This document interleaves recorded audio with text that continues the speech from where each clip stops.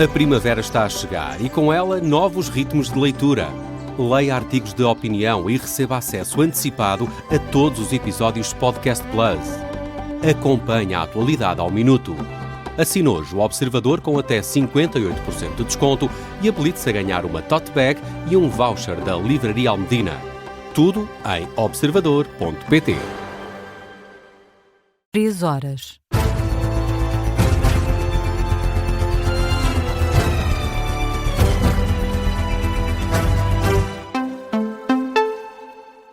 Boa noite, eu sou o Ricardo Lopes, tempo de atualizar as notícias na Rádio Observador.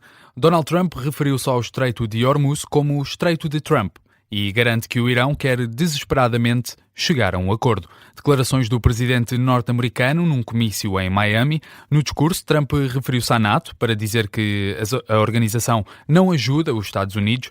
Já sobre a economia, Trump afirma que vai disparar depois do final da guerra. No entanto, avisa também que os Estados Unidos ainda têm mais de 3.500 alvos a atingir e que será feito muito rapidamente. O presidente norte-americano revela que o Irão enviou 8 petroleiros para os Estados Unidos como um sinal de que estão dispostos a negociar. E num tom sarcástico, alterou o nome do Estreito de Hormuz. They said we're going to send you 8 ships of oil.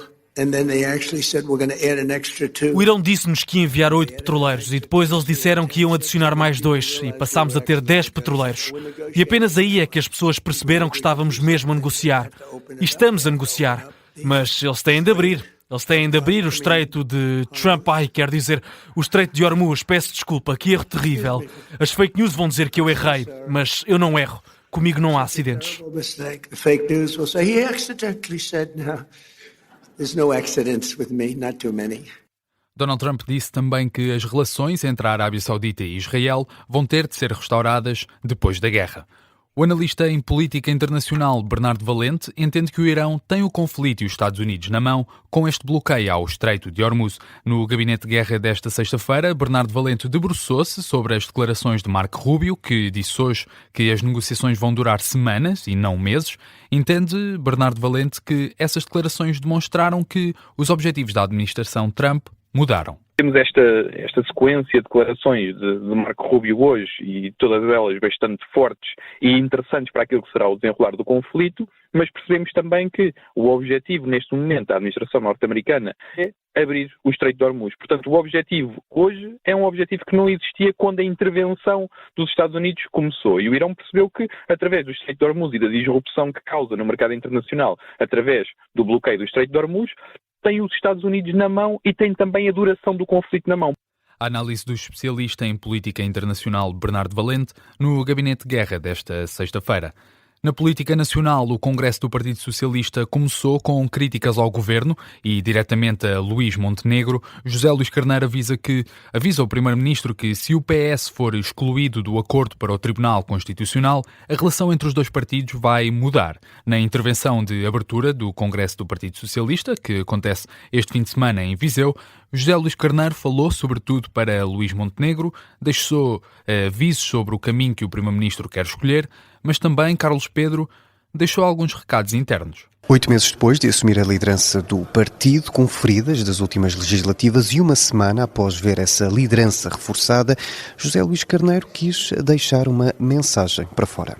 No momento em que muitos questionavam o nosso futuro, no momento em que muitos determinavam o nosso declínio, caras e caros camaradas, afinal, estamos vivos. Vivos e prontos para o combate, incluindo o próprio secretário-geral que apontou baterias ao Primeiro-Ministro.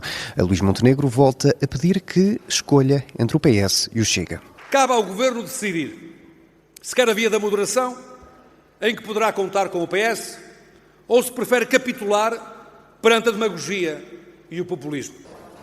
Diálogo com um governo que acusa de falta de humildade democrática, o mesmo diálogo que não vai impedir o PS de ser oposição sem bloqueios. Sem bloqueios, mas se o tema for o Tribunal Constitucional, o líder dos socialistas admite que, se tiver de dizer não, dirá não.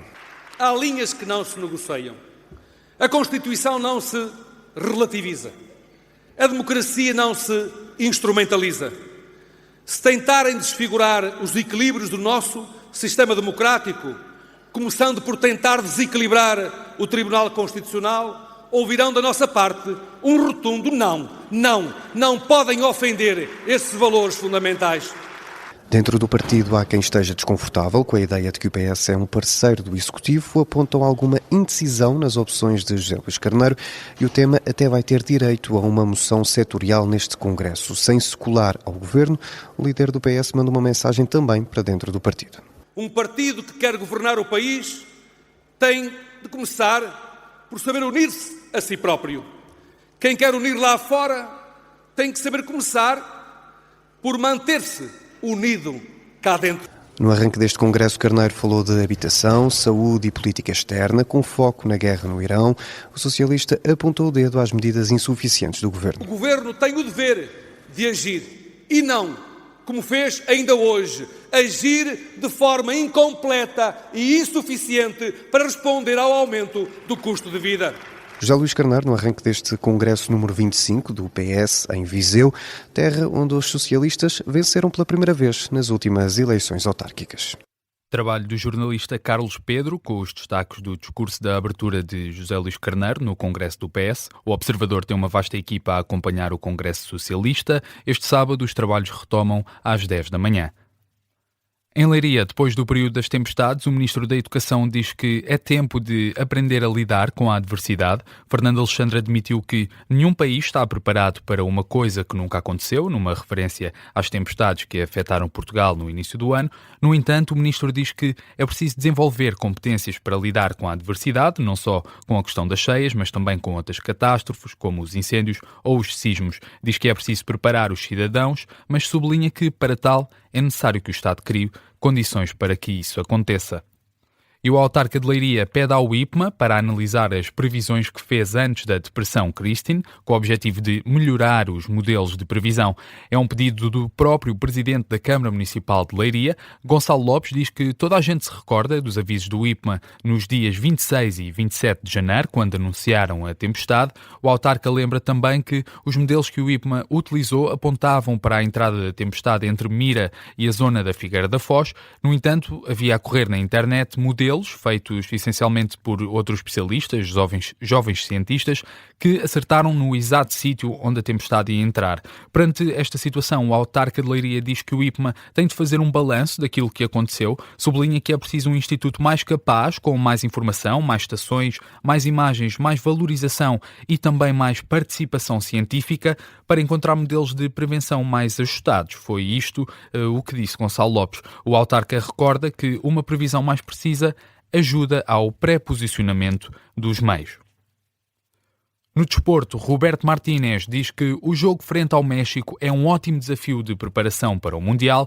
Na véspera do México-Portugal, aliás, jogo de preparação para o Mundial 2026, que acontece na madrugada de sábado para domingo. Na antevisão a este jogo particular, o selecionador nacional fala no Estádio Azteca, onde vai ser jogada a partida, define-o como mítico e tece vários elogios à equipa mexicana. Todos os adeptos do futebol têm uma história, uma ideia de um jogo no Azteca, um estádio mítico, uma seleção mítica. Os jogadores adoram também vestir a camisola da seleção mexicana, então é um adversário para nós diferente, uma seleção da CONCACAF, agressiva, muita intensidade, muita qualidade individual no jogo interior, então é um bom desafio.